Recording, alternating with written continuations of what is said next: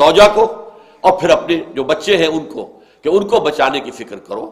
اس کے بعد آتا ہے کہ پھر انسان جو ہے اپنے قرابت داروں کی طرف بھی متوجہ ہوگا، رشتہ داروں کی طرف جائے گا، پھر یہ ہے کہ اپنے پڑوسیوں کی دعوت دی جائے گی، پھر یہ کہ پوری نوع انسانی کو دعوت دی جائے گی۔ لیکن دعوت کیا ہے؟ قوا انفسکم واہلیکم نارا۔ یہی وجہ ہے کہ تمام انبیاء کرام کی جو دعوت ہے اس کا نقطہ آغاز انذار آخرت ہے۔ یا ایھا المدثر قم فانذر وربک فکبر۔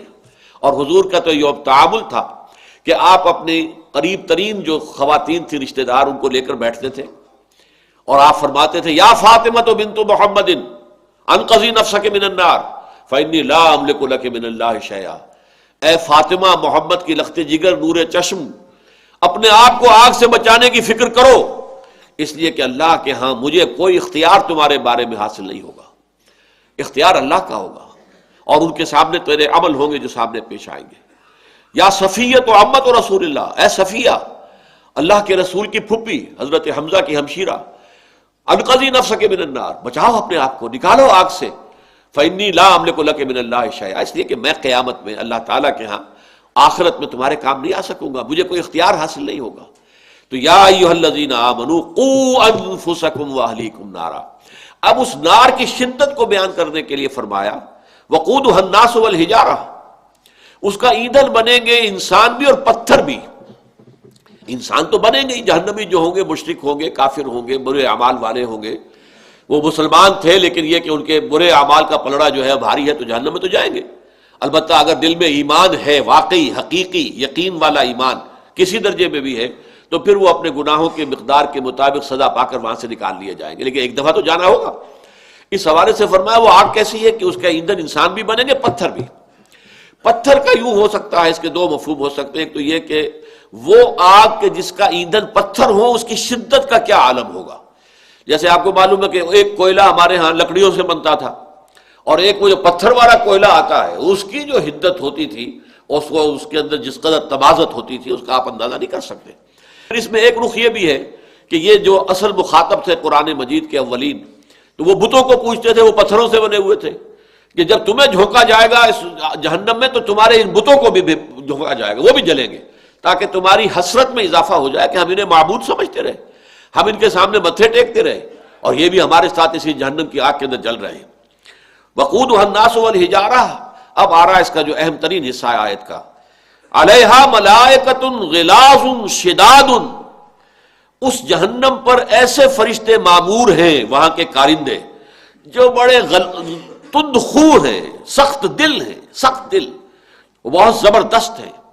یعنی ایسا نہیں ہے کہ تمہارے لاڈلے جن کو تم نے بہت گھی شکر کھلایا ہے اور بہت اچھی تعلیمیں دلائی تھی اور بڑے اونچے عہدوں پر دنیا میں پہنچا دیا تھا، جب تمہارے سامنے آگ میں جلیں گے تو اس وقت ان کے نالہ و شیون سے، ان کے آہ و فغاں سے، ان کی چیخ پکار سے کسی فرشتے کا دل پسیجے گا نہیں، کسی کے اندر کوئی نرمی پیدا نہیں ہوگی۔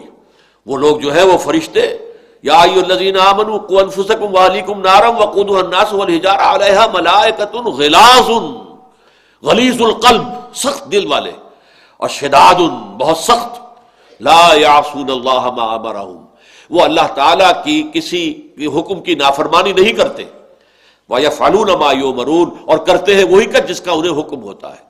ملائکہ کے بارے میں جان لیجئے، یہ بات اس سے پہلے بھی آتی رہی ہے کہ ملائکہ نورانی مخلوق ہیں، اللہ سے بہت قرب رکھتے ہیں، لیکن ان کے پاس اختیار کوئی نہیں ہے، قطعاً کوئی اختیار نہیں۔ They do what they are commanded to do, that's all۔ قرآن مجید میں اس کو کھول دیا گیا ہے، چنانچہ لہو ما بین ایدینا وما خلفنا وما بین ذالک، سورہ مریم میں فرمایا کہ حضور کے اس شکوے کے جواب میں کہ جبرائیل ہمیں تو انتظار رہتا ہے وحی کا، آپ زیادہ زیادہ وقفہ ڈال کر آتے ہیں، تو ان کا جواب جو دیا گیا ہے کہ اے نبی ہم اپنی مرضی سے اتر ہی نہیں سکتے، لا نتنزل الا بامر ربک، ہم آپ کے رب کے حکم کے بغیر نازل نہیں ہو سکتے۔ لہو ما بین ایدینا، اس کا اختیار ہے اس پر بھی جو ہمارے سامنے ہے، وما خلفنا، اور اس پر بھی کہ جو ہمارے پیچھے ہے، وما بین ذالک، اور جو ان دونوں کے درمیان ہے۔ اب دیکھیے میرے آگے میرے پیچھے، آگے اور پیچھے کے درمیان کون ہے؟ میں ہوں، تو میں تو کلیتاً حکم رب کے تابع ہوں، جب اس کی مرضی اس کا حکم ہوتا ہے میں آتا ہوں۔ یہ ہے اصل میں شے، اس لیے کہ ذرا بھی اگر آپ غور کریں گے تو یہ دنیا میں جو آلہہ کا تصور ہے در حقیقت، ظاہر بات ہے دنیا شروع ہوئی ہے اسلام کے ساتھ، ایمان کے ساتھ، حضرت آدم مومن نبی اللہ کے، یہ بعد میں کہاں سے آ گئے یہ آلہہ؟ یہ در حقیقت ایمان بالملائکہ کی بگڑی ہوئی شکل ہے۔ اللہ تعالیٰ نے ملائکہ معمور کیے ہوئے، یہ پہاڑ کا فرشتہ ہے، یہ سورج کا فرشتہ ہے، یہ چاند کا فرشتہ ہے، اس کے ذمہ یہ کام ہے، اس کے ذمہ یہ کام ہے، اس کو بارش کا فرشتہ ہے، یہ ہواؤں کا فرشتہ ہے، فرشتے ہیں۔ لیکن یہ کہ جب ان لوگوں نے یہ کہا کہ ہاں جب یہ اتنے برگزیدہ ہیں اور انہیں خدا کی بیٹیاں بھی قرار دے دیا عرب والوں نے، تو اللہ کی بڑی لاڈلی ہیں یہ، اور ان کے ہم تصویریں بنائیں لات اور عزا اور منات، اور ان کو بھی پوجیں تاکہ یہ ہم سے خوش ہو، تو ہم پر مہربانی ان کی زیادہ ہو جائے۔ یہی وجہ ہے کہ ہندوستان کے اندر بھی آپ کو معلوم ہے کہ مہادیو وہ اللہ ایک ہے، مہادیو تو ایک ہے، ایک سے زائد نہیں ہو سکتے، مہا تو ایک ہی ہوگا، لیکن پھر دیوی اور دیوتا یہ بے شمار ہیں۔ اسی طرح اللہ ایک تھا عرب میں، لیکن آلہہ بے شمار تھے۔ جیسے کہ یورپ میں بڑے جی سے لکھے جانے والا گاڈ ہمیشہ سے ایک رہا ہے، اومنی پوٹنٹ، اومنیشینٹ، اومنی پریزنٹ، علی کل شیء قدیر، بکل شیء علیم، جہاں بھی کہیں ہو تم، ہوا معکم اینما کنتم۔ لیکن یہ کہ اس کے نیچے گاڈز اینڈ گاڈیسز، تو یہ گاڈز اینڈ گاڈیسز، دیویوں اور دیوتاؤں اور آلہہ کا تصور کیا ہے؟ یہ ایمان بالملائکہ کی بگڑی ہوئی شکل ہے۔ ہمیں ملائکہ سے دعا کرنے کی اجازت بھی نہیں ہے۔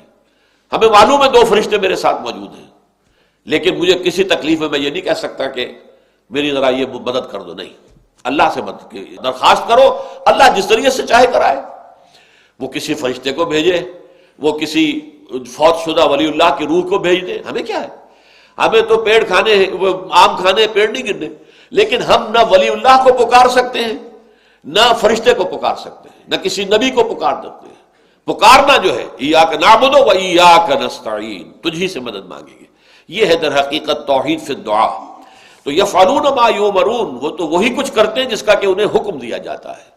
یا ایھا الذین کفروا لا تعتذروا اليوم، اور پھر آخری بات آ رہی ہے اس ضمن میں، اس روز کہہ دیا جائے گا اے کافرو، آج اب یہاں معذرت نہ کرو، بہانے نہ بناؤ، خام خواہ کی جو ہے گڑ گڑا کر معافی نہ مانگو، انما تجزون ما کنتم تعملون، تمہیں تو بدلے میں وہی کچھ دیا جا رہا ہے جو تم کرتے تھے، ہم نے اپنی طرف سے کوئی شے اس کے اندر اضافہ نہیں کیا ہے، تمہارے اعمال ہیں۔ دنیا میں وہ اعمال تمہیں شوگر کوٹڈ معلوم ہو رہے تھے، اس کے اندر تلخی تھی۔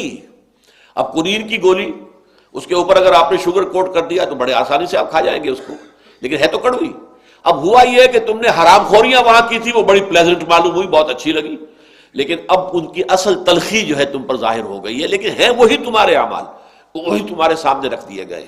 اللہ تعالی ہمیں اس روز کی رسوائی سے اور ناکامی سے بچائے۔ بارک اللہ لی ولکم فی القرآن العظیم ونفعنی وإیاکم بالآیات والذکر الحکیم۔